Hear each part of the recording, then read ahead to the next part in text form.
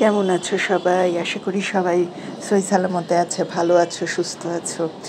সবাইকে হেসেলের আখ্যান থেকে অনেক অনেক শুভকামনা জানাচ্ছি। আজকে তোমাদের জন্য দুটো রেসিপি, দুটো বলতে আমি পালং শাকের পাকোড়া করেছি ইফতারির জন্য, আর হচ্ছে ছোট ছোট করে আলুর চপ আর বেগুনি করেছি। তো পালং শাকের পাকোড়া করেছি মুসুর ডাল দিয়ে, এই জন্যই দেখাচ্ছি রেসিপিটা তোমাদের সাথে শেয়ার করছি। মুসুর ডালটা একটু নরম করে বেটে নিয়েছি, সামান্য একটু কর্নফ্লাওয়ার দিয়েছি, পেঁয়াজ কুচি দিয়েছি, কাঁচামরিচ কুচি দিয়েছি, ম্যাজিক মশলা দিয়েছি, স্বাদ ম্যাজিক মশলাটা ম্যাগির, আর হচ্ছে পালং শাক একদম কুচি কুচি করে নিয়েছি, ডিম দিয়েছি, তারপর সব একসাথে স্বাদ মতো লবণ দিয়েছি, পেঁয়াজ কুচি কিন্তু বেশি করে দিয়েছি, কাঁচামরিচ কুচি আমরা একটু ঝাল খাই বলে একটু ঝাল দিয়েছি। তো এই জিনিসটা ঝালটা নিজের পছন্দ মতো দিবা। সব কিছু দেখতে পাচ্ছ নরম একটা ব্যাটার হয়েছে, খুব শক্ত হয়নি এটা। আর পাশাপাশি বেগুনি ভেজে নিচ্ছি। তো এগুলো সবই ইফতার আইটেম, ইফতারের জন্য করা। তো বেগুনিও দেখেছো, বেগুনিতেও আরেক টিপস দিয়ে দিচ্ছি। বেগুনির রেসিপিটা আজকে শেয়ার করছি না, বাট টিপস দিচ্ছি তোমাদেরকে। বেগুনিতে যখন বেসনটা গোলাবা তখন সঙ্গে একটু কর্নফ্লাওয়ার দিবা। অনেকে চালের গুঁড়া দেয়, চালের গুঁড়া দিলে শক্ত হয়, আর কর্নফ্লাওয়ারটা দিলে ভীষণ মুচমুচে, ভীষণ টেস্টি হয়, করে দেখবা।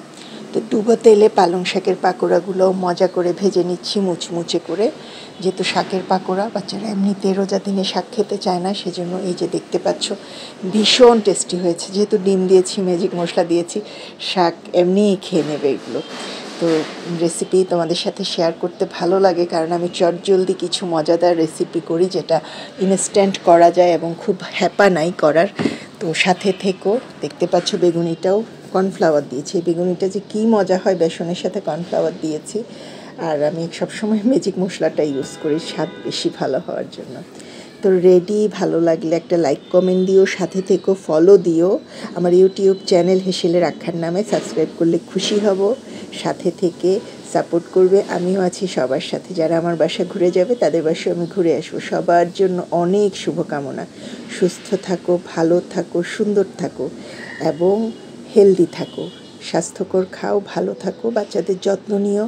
ময়মুরব্বি থাকলে যত্ন নাও। কে জানে সামনের বছর আমরা সবাই একসাথে থাকতে পারি কি না পারি, কে জানে কার হায়াত কতদিন।